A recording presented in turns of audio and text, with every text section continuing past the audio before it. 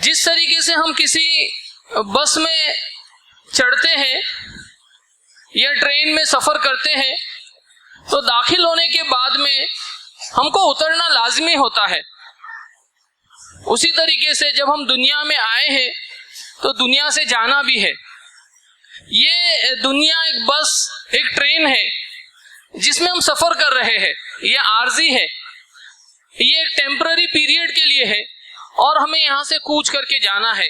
پہلی حقیقت تو یہ ہے کہ موت واقعی ہوگی اور کبھی بھی موت آ سکتی ہے، اس کی کوئی گارنٹی نہیں ہے کوئی کتنے سال جیے گا۔ اور دوسری حقیقت یہ ہے کہ موت کہاں واقعی ہوگی یہ بھی طے ہے۔ اعوذ باللہ من الشیطان الرجیم، بسم اللہ الرحمن الرحیم، کل نفس ذائقۃ الموت، صدق اللہ العظیم۔ رب اشرح لی صدری ویسر لی امری واحلل عقدۃ من لسانی یفقہوا قولی، صدق اللہ العظیم۔ اعوذ باللہ من الشیطان الرجیم، بسم اللہ الرحمن الرحیم۔ عزیزان گرامی، السلام علیکم ورحمۃ اللہ۔ آج جس عنوان کے تحت کچھ گفتگو کرنی ہے وہ موت کی یاد، یہ عنوان ہے۔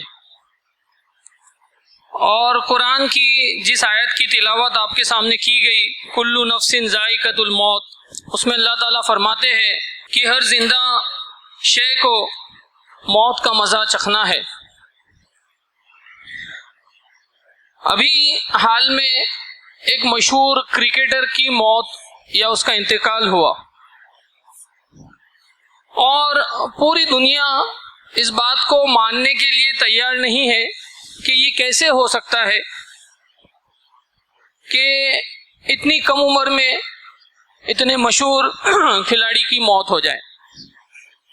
اسی طرح جب کسی نوجوان کی موت واقع ہوتی ہے یا جب کوئی بچہ انتقال کر جاتا ہے یا کوئی ہمارا اپنا عزیز، ہمارا قریب ترین گھر کا ممبر یا ہمارا قریب ترین رفیق جب ہم سے جدا ہو جاتا ہے تو انسانی عقل اس بات کو ماننے کے لیے تیار نہیں ہوتی کہ یہ کیسے ہو گیا، کیسے کوئی اتنے جلدی اس دنیا سے کوچ کر کے جا سکتا ہے۔ ابھی تو اس کی عمر ہی کیا تھی۔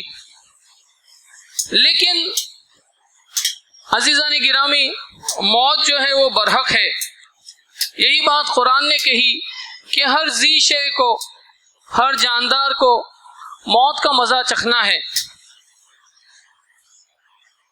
دنیا کا جو نظام ہے، جب ہم اس پر غور کرتے ہیں تو ہم دیکھتے ہیں کہ آج سے تقریباً 100 سال پہلے ہمارا کوئی وجود نہیں تھا، لیکن دنیا میں لوگ تھے، اور 100 سال بعد بھی ہو سکتا ہے ہمارا وجود تو نہیں ہو، لیکن یہ دنیا کا نظام اگر اللہ چلائے تو لوگ پھر بھی موجود ہوں گے۔ جس طریقے سے ہم کسی بس میں چڑھتے ہیں یا ٹرین میں سفر کرتے ہیں تو داخل ہونے کے بعد میں ہم کو اترنا لازمی ہوتا ہے، اسی طریقے سے جب ہم دنیا میں آئے ہیں تو دنیا سے جانا بھی ہے۔ یہ دنیا ایک بس، ایک ٹرین ہے جس میں ہم سفر کر رہے ہیں، یہ عارضی ہے، یہ ایک ٹیمپرری پیریڈ کے لیے ہے اور ہمیں یہاں سے کوچ کر کے جانا ہے۔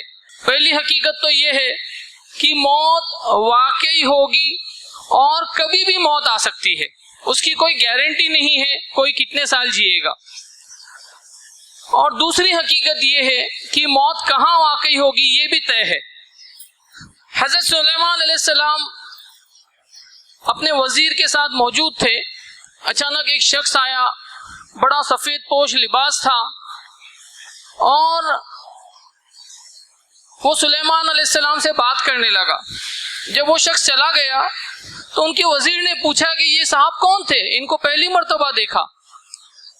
کہا یہ ملک الموت تھے، انسانی شکل میں آئے تھے۔ یہ سننا تھا کہ ان کے وزیر پر کپ کپی طاری ہو گئی، گھبرانے لگے کہ کہیں میرے لیے تو نہیں آئے۔ ہم جانتے کہ اللہ تعالیٰ نے حضرت سلیمان علیہ السلام کو بہت ساری نعمتیں جو عطا کی تھی، اس میں سے ایک نعمت یہ تھی کہ آپ ہواؤں کے اوپر آپ کو جو قدرت تھی، آپ ہواؤں کے ذریعے سے جہاں چاہیں وہاں سفر کر سکتے تھے، کئی لاکھ میل کا سفر آپ منٹوں اور سیکنڈ میں جو ہے وہ طے کر لیتے تھے۔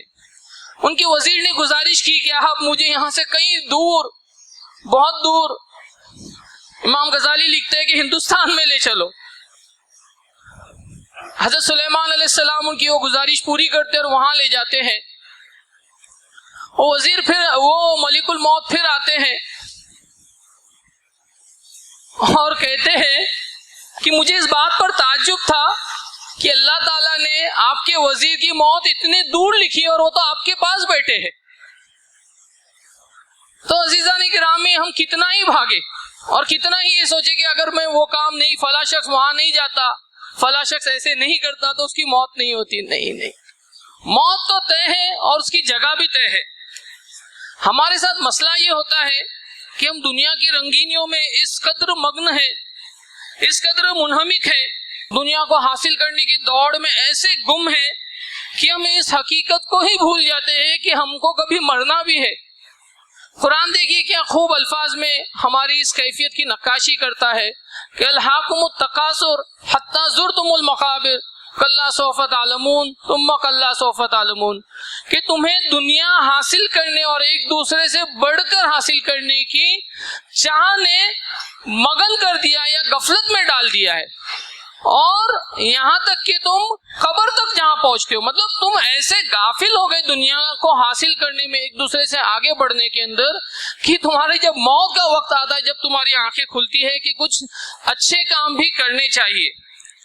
دیکھیے اس دنیا میں انسان جو ہے وہ اپنے لیے بہت ساری پلاننگ کرتا ہے نا۔ ہم جانتے ہیں کہ ایک اسٹوڈنٹ ہے تو اس کی ایجوکیشنل کریئر سے متعلق بہت ساری پلاننگ ہوتی ہے کہ میں فلاں ایگزام دوں گا، فلاں اس کے بعد میں کالج میں ایڈمیشن لوں گا، پھر فلاں ڈگری حاصل کروں گا، پھر فلاں بڑے جاب پر لگوں گا۔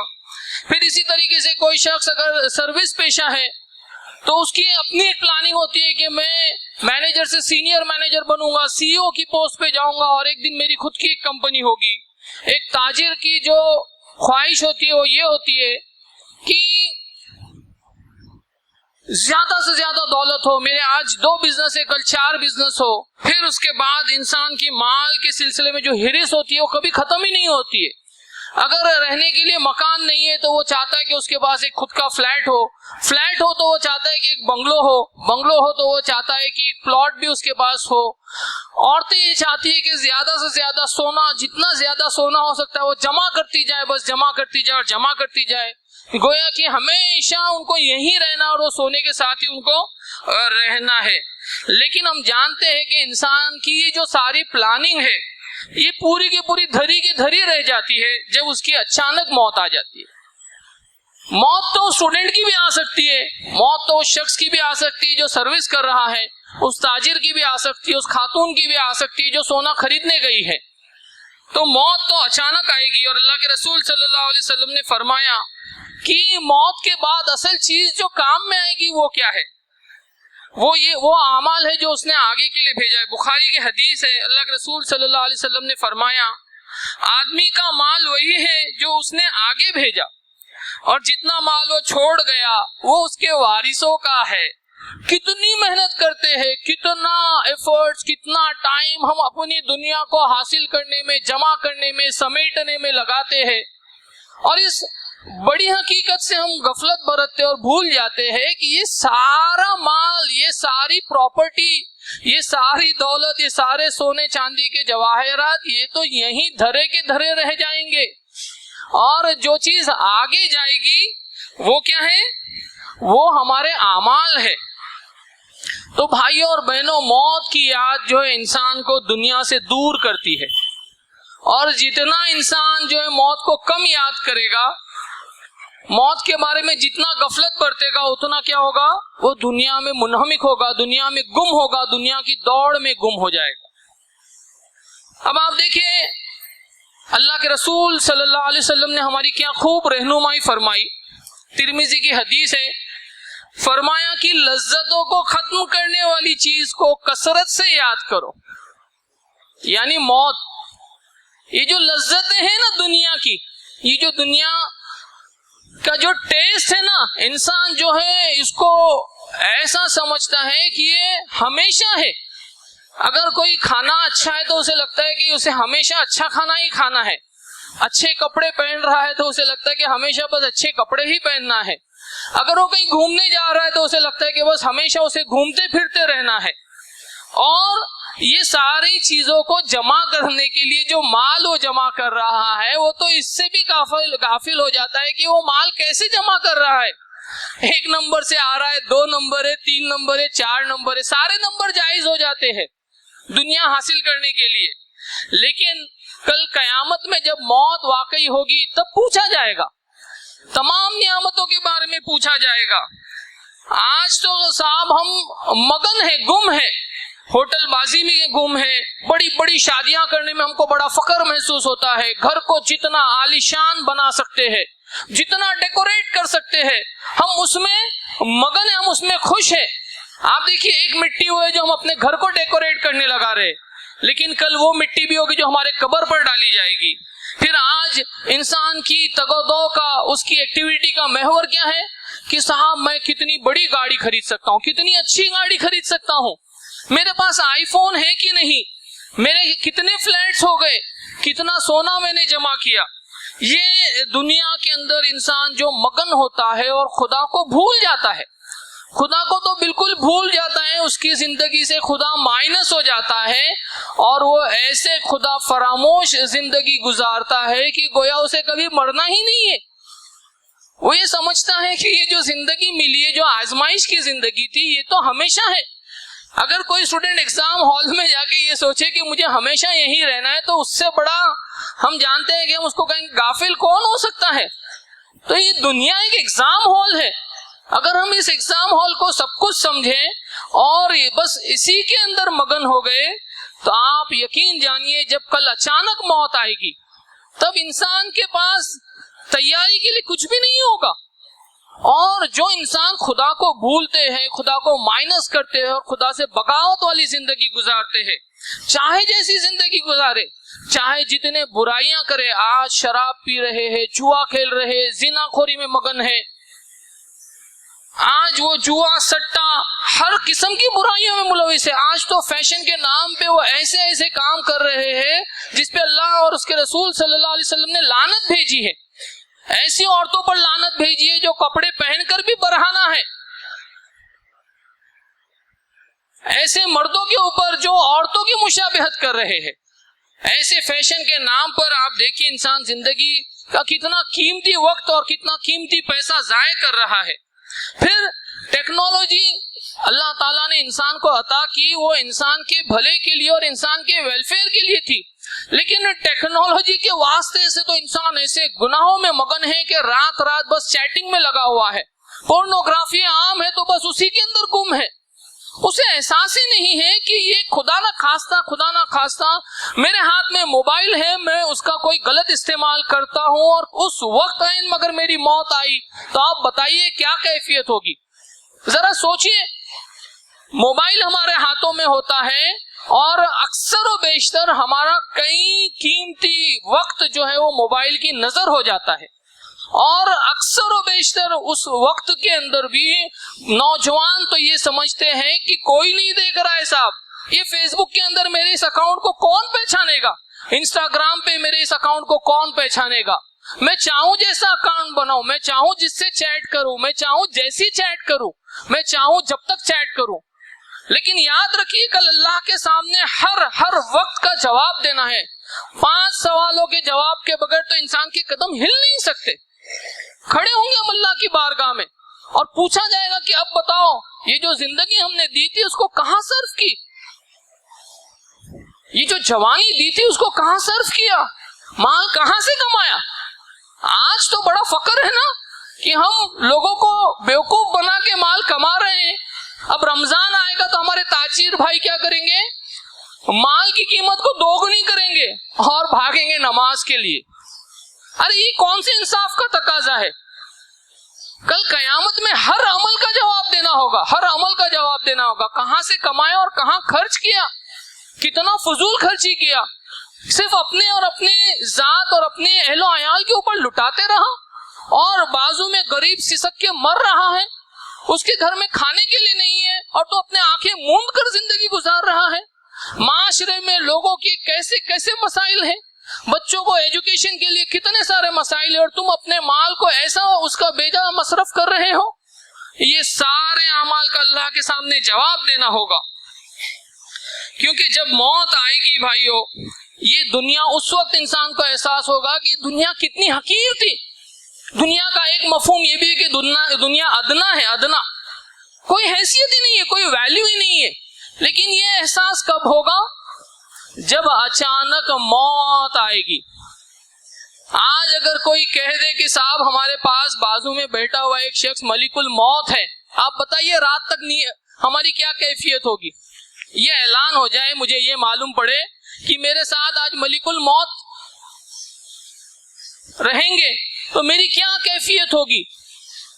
تو یہ احساس کو بڑھانے کی ضرورت ہے, کیونکہ سب سے بڑھ کر حقیقت یہی ہے کہ ہم کل اللہ کے سامنے جواب دیں گے, اور اللہ کے سامنے ہم کو کھڑے رہ کے اپنے سارے اعمال کا جواب دینا ہوگا. بھائیو, موت تو آئے گی, لیکن موت کے بعد کا سوچئے کہ موت کے بعد کیا جو عمل میں نے کیے ہیں, جتنی نیکیاں میں نے کمائی ہیں, کیا یہ کافی ہیں مجھے جنت میں لے جانے کے لیے, یا خدا نہ خواستہ میں نے اتنے گناہ سمیٹے کہ یہ مجھے یقیناً جہنم میں لے جانے والے ہیں.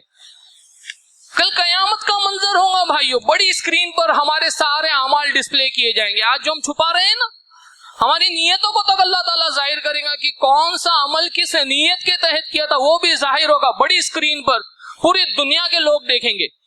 ذرا سوچیے اس وقت ہمارا کیا ہوگا. ماں عائشہ تو کہتی ہے کہ اللہ کے رسول صلی اللہ علیہ وسلم نے فرمایا کہ لوگ برہانے ہوں, ان کے جسم پہ کپڑے نہیں ہوں گے. میں نے تعجب سے پوچھا, لوگوں کو شرم نہیں آئے گی؟ کہا عائشہ لوگوں کو تو یہ ہوش بھی نہیں ہوگا کہ میں مرد ہوں کہ عورت. لوگ اپنے عمل کے حساب سے پسینے میں ڈوبے ہوئے ہوں گے, کوئی ٹخنے تک, کوئی گھٹنے تک, کوئی کندھوں تک پسینے میں ڈوبا ہوا ہوگا. جب سورج سامنے ہوگا, جب جہنم کو لایا جائے گا, جہنم کی 70,000 لگامیں ہوں گی, اور ہر لگام کو 70,000 فرشتے کھینچ رہے ہوگی. اس کی دہاڑنے کی ہولناک آواز سنائی دے گی. جب انسان کو احساس ہوگا کہ میں نے کیا کھویا اور کیا پایا. جنت کے اندر وہ صفیں لگی ہوئی ہوں گے, اللہ کے رسول صلی اللہ علیہ وسلم ہوں گے, ابو بکر ہوں گے, حضرت عمر رضی اللہ تعالیٰ عنہ ہوں گے, اور تمام انبیاء بھی ہوں گے. بھائیو ذرا سوچئے ہم کون سی صف میں ہوں گے بھی کہ نہیں, اور ہوں گے تو ہم کس صف میں ہوں گے؟ کیا ہم نے ویسے عمل کیے ہیں, کیا ویسی زندگی گزاری ہے جس سے اللہ ہم سے راضی ہو جائے؟ دیکھیے اللہ کے رسول صلی اللہ علیہ وسلم سنن ابن ماجہ میں فرماتے ہیں کہ ایک شخص آیا اللہ کے رسول صلی اللہ علیہ وسلم کے پاس اور پوچھا کہ اللہ کے رسول صلی اللہ علیہ وسلم بتائیے کہ سب سے عقل مند شخص کون ہے دنیا میں؟ سب سے عقل مند کون ہے؟ ہم کیا کہیں گے؟ وہ وارن بفیٹ سب سے بڑا انویسٹر, یا وہ فلانا, وہ ڈھمکانا, وہ کرکٹر جس کا انتقال ہو گیا, وہ شخص جس نے بہت پیسہ اور بہت دولت کمائی, یہ سب سے عقل مند ہے؟ دیکھیے اللہ کے رسول صلی اللہ علیہ وسلم کیا فرماتے ہیں. جواب دیا کہ سب سے عقل مند شخص وہ ہے جو موت کو سب سے زیادہ یاد کرے. کیا فرمایا؟ جو موت کو سب سے زیادہ یاد کرے. اور دوسری بات سن لیجیے کیا فرمایا, صرف یاد نہیں کرے اور موت کے بعد کی زندگی کے لیے سب سے اچھی تیاری کرے. یعنی ہر عمل کے اوپر یہ جائزہ لے, ہر کام کے اوپر یہ سوچے کہ میں جو کام کر رہا ہوں, جو عمل کر رہا ہوں, یہ مجھے جنت میں لے جانے والا ہے یا مجھے جہنم میں لے جانے والا ہے. ہر بات کو بولتے وقت سوچے میں جھوٹ بول رہا ہوں, سچ بول رہا ہوں, میں دھوکہ دے رہا ہوں, نہیں دے رہا ہوں. جب موبائل ہاتھ میں ہو, جو تنہائی کا معاملہ ہو, تب سوچے کہ میں جو عمل اب کروں گا سوائے اللہ کے کوئی نہیں دیکھ رہا ہے, اور یہ عمل اگر میں اللہ کے خوف سے رک گیا تو مجھے جنت میں لے جائے گا. لیکن میں دنیا کو تو دھوکہ دے سکتا ہوں, اگر میں اللہ کو دھوکہ نہیں دے سکتا ہوں. اللہ کے رسول صلی اللہ علیہ وسلم کی اس حدیث کے اوپر ہم کو عمل کرنے کی ضرورت ہے. دیکھیے ہر وقت ہمیں یہ فکر ہونی چاہیے کہ اگر میری موت ہوگی, اچانک میری موت ہوگی, تو کیا عمل کے حساب سے میں تیار ہوں؟ Am I ready؟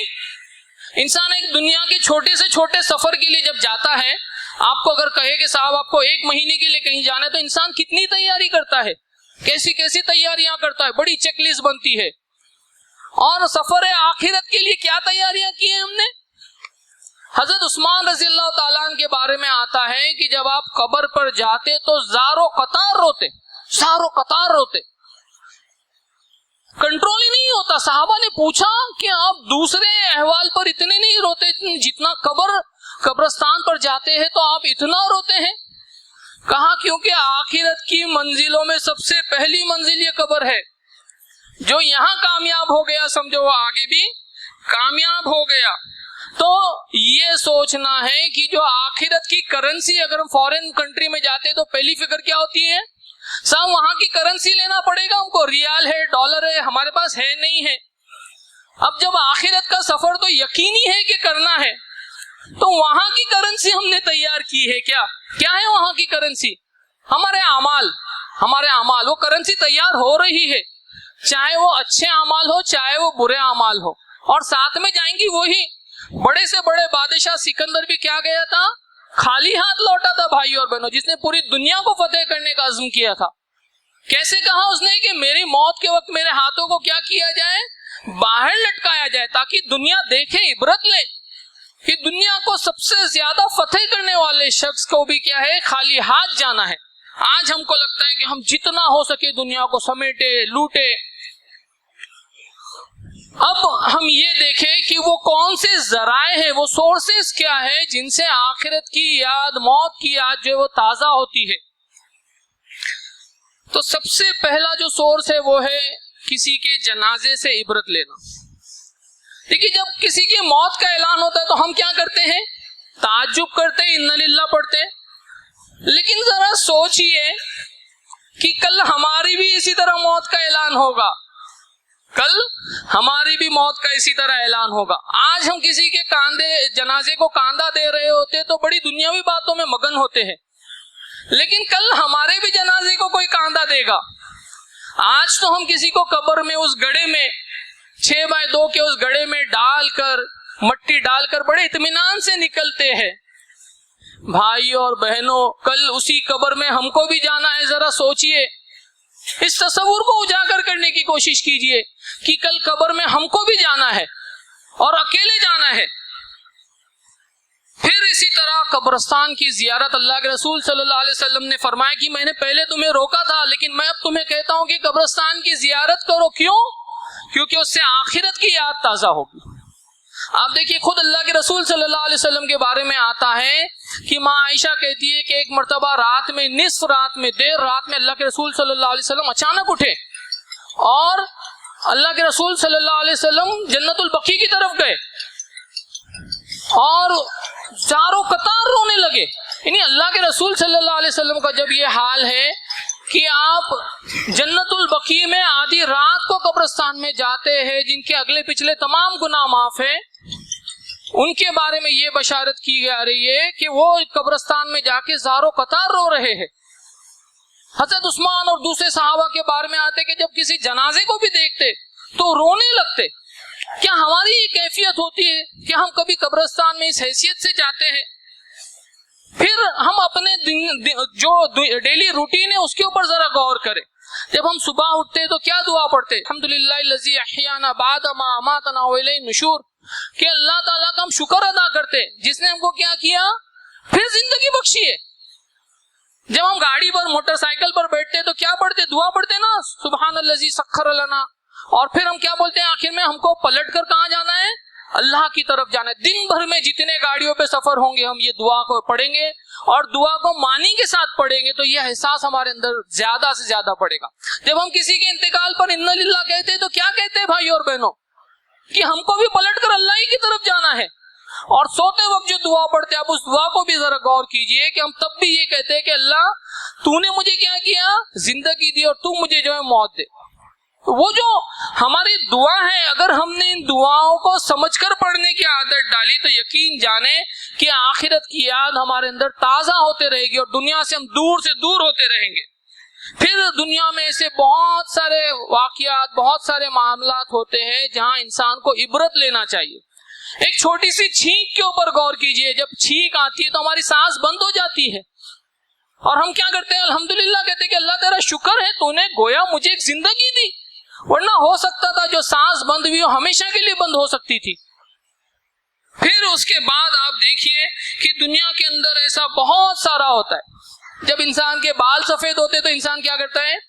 میاں جی کیا کرتے ہیں اور بہن جی کیا کرتے ہیں؟ جا کے اسے کلر کرتے ہیں۔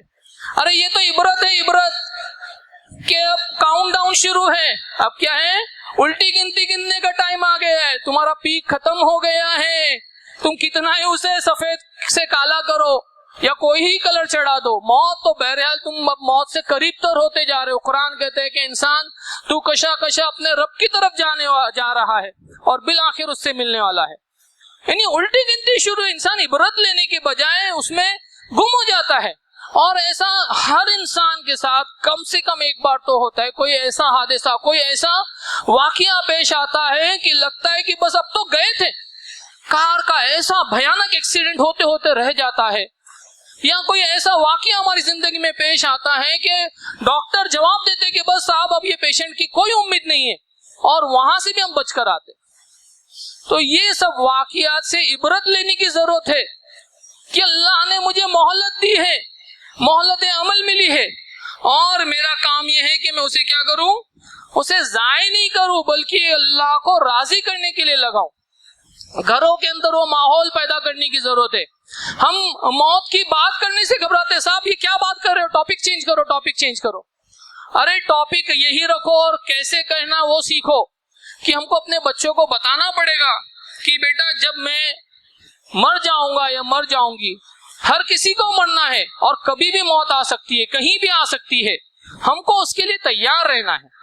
اس کی تیاری کے لیے آج ہم نے کیا کیا؟ رات میں بیٹھے اپنے گھر والوں کا جائزہ لے کہ ہم نے جو عمل آج کیے ہیں ہم کو یہ جنت سے کتنے قریب کرنے والے تھے، یا خدا نخواستہ جہنم سے کتنے قریب کرنے والے تھے۔ جب گھر میں چرچا ڈسکشن کا موضوع یہ ہوگا تو وہ فکر پیدا ہوگی۔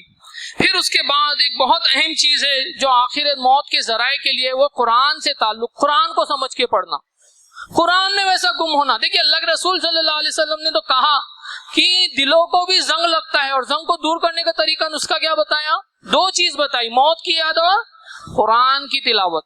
ہمارے ساتھ مسئلہ یہ ہوتا ہے کہ ہم تو قرآن کو سمجھتے ہی نہیں، اور جو شخص سمجھتا ہے اس کو لگتا ہے کہ وہ تو بہت بڑا کیا بن گیا صاحب، انٹلیکچوئل بن گیا، بہت علم والا انسان بن گیا، بڑا عالم دین بن گیا۔ ارے قرآن تو دلوں کی دنیا کو بدلنے کے لیے آیا ہے۔ کیا ہماری دلوں کی دنیا بدل رہی ہے؟ کیا ہمارے جذبات پر قرآن کا اثر ہو رہا ہے؟ آپ دیکھیے سیدنا عمر رضی اللہ تعالیٰ عنہ کے بارے میں آتا ہے کہ آپ قرآن کی تلاوت کر رہے ہیں، سورہ یاسین پڑھ رہے ہیں، سورہ یاسین کی 59ویں آیت پر آپ پہنچتے ہیں، وَامْتَازُوا أَيُّهَا الْمُجْرِمُونَ۔ قیامت میں اللہ تعالیٰ اعلان کریں گے کہ مجرم آج کے دن تم چھٹ کر الگ ہو جاؤ۔ حضرت عمر رضی اللہ تعالیٰ عنہ پر اس آیت کا یہ اثر ہوتا ہے کہ حضرت عمر رضی اللہ تعالیٰ عنہ بے ہوش ہو کے گر جاتے ہیں۔ لوگ جب آپ کو اٹھاتے پوچھتے ایسا کیا ہوا؟ کہاں جب میں یہ آیت پڑھ رہا تھا تو مجھے لگا کہ قیامت کا منظر تیار ہے، میں اللہ کے دربار میں کھڑا ہوں اور اللہ مجھ سے مخاطب ہے کہ اے عمر، اے مجرم عمر، آج تم چھٹ کر الگ ہو جاؤ۔ بتائیے ہمارے اوپر ایسے کتنا موقع ہوا کہ ہم نے قرآن کو پڑھا اور یہ سمجھا کہ یہ آیت مجھ سے مخاطب ہو رہی ہے۔ جب جہنمیوں کا ذکر آتا ہے، جب منافقوں کا ذکر آتا ہے تو ہم کو لگتا ہے یہ تو فلاں کے اوپر اپلائی ہوتی ہے، یہ تو فلاں صاحب کے لیے آیت ہے۔ یہ نہیں، اپنا جائزہ لیجئے، ہم کو اپنا جائزہ لینا پڑے گا کہ کہیں یہ ہم سے تو نہیں کہہ رہی کہ اے مجرم، اے منافق، اور ہم کو اپنی اصلاح کرنی پڑے گی۔ آپ دیکھیے مومن کے بارے میں اور کافر کا جو فرق حدیث میں آتا ہے کہ بخاری کی حدیث ہے کہ جب مومن کا انتقال ہوتا ہے، اس کی جب قبر لٹائی ہوئی ہوتی ہے، جنازہ جو تیار ہوتا ہے، تو وہ مارے خوشی کہتا ہے کہ جلدی کرو جلدی کرو۔ لوگ نہیں سنتے، لیکن حدیث کے یہ الفاظ ہے۔ اور کافر کے بارے میں یہ آتا ہے کہ وہ کہتا ہے یہ مجھے کہاں لے کر جا رہے ہو، ایسا غضب مت کرو، مجھے یہاں سے مت لے جاؤ۔ اور مومن کے بارے میں تو یہ آتا ہے کہ حضرت بلال رضی اللہ تعالیٰ عنہ کا جب موت کا وقت تھا تو ان کی بیوی کہنے لگی کہ ہائے کتنا بڑا صدمہ، کتنا بڑا افسوس کی بات ہے۔ حضرت بلال کہنے لگے کہ ہو کتنی بڑی خوشی کی بات ہے، اب وہ وقت آ رہا ہے نا کہ میں اپنے پروردگار سے ملنے جا رہا ہوں۔ یہ جو دنیا موت جو ہے یہ کیا کرے گی؟ اس پردے کو ہٹائے گی. حضرت عثمان رضی اللہ تعالیٰ عنہ کے بارے میں آتا ہے جس دن آپ کی شہادت ہوئی آپ روزے سے تھے, آپ عصر کے بعد قرآن پڑھ رہے تھے, آپ کو اللہ تعالیٰ نے خواب میں دکھایا. کیا دکھایا؟ اللہ کے رسول صلی اللہ علیہ وسلم ہے, حضرت عمر اور ابو بکر ہے, اور کیا کہہ رہے ہیں کہ اے عثمان آج تم ہمارے ساتھ افطار کرو گے. تو مومن کی یہ کیفیت ہوتی ہے بھائیو, مومن کی یہ کیفیت ہوتی ہے.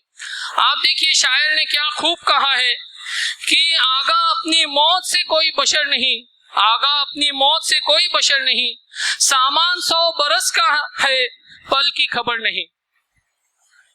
بھائیوں اور بہنوں, اس وقت جاگنے کا کوئی فائدہ نہیں جب موت اچانک آئے گی.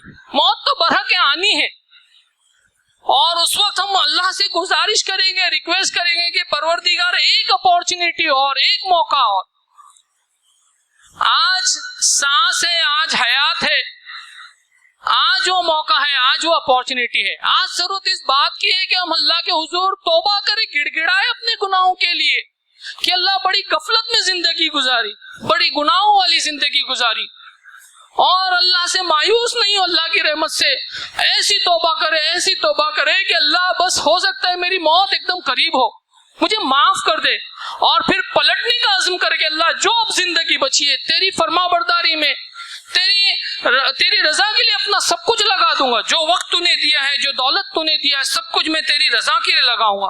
عزم کیجیے کہ اس کے دین کا علم ہم حاصل کریں گے, گناہوں سے بچیں گے, عبادت کریں گے, اور اللہ نے جتنی طاقت استطاعت دی ہے بندوں کی خدمت کریں گے, اس کے دین کی دعوت کو پھیلائیں گے.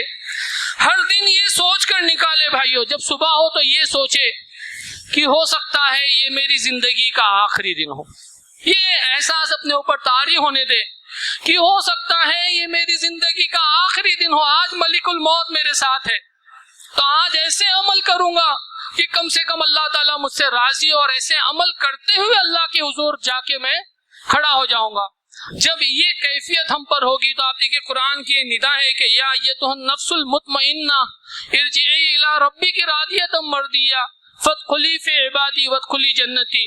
کہ نفس مطمئنہ, او دا سیٹسفائیڈ سول, اللہ تعالیٰ کیا ہے وہاں پہ ندا ہوگی کہ راضی ہو جا اللہ سے, اور اللہ بھی تم سے راضی, اور اللہ تعالیٰ کہیں گے کہ شامل ہو جا میرے نیک بندوں میں اور داخل ہو جا میری جنت میں. انشاءاللہ ہمارے لیے بھی موت کے وقت اللہ تعالیٰ ایسے فرشتوں کو نازل کرے گا جو ہم پر سلام بھیجیں گے. اگر ہم نے اپنی زندگی کی آج اصلاح کی, آج توبہ کی, آج پلٹے, تو انشاءاللہ موت کے وقت ہم کو بھی وہ ایک خوشی ہوگی کہ ہم اپنے پروردگار سے ملنے والے ہیں, اور انشاءاللہ جنت الفردوس ہمارا ٹھکانہ ہوگا. اللہ تعالیٰ سب سے پہلے مجھے اور آپ سب کو عمل کرنے کی توفیق عطا فرمائے. آمین. وآخر دعوانا الحمدللہ رب العالمین.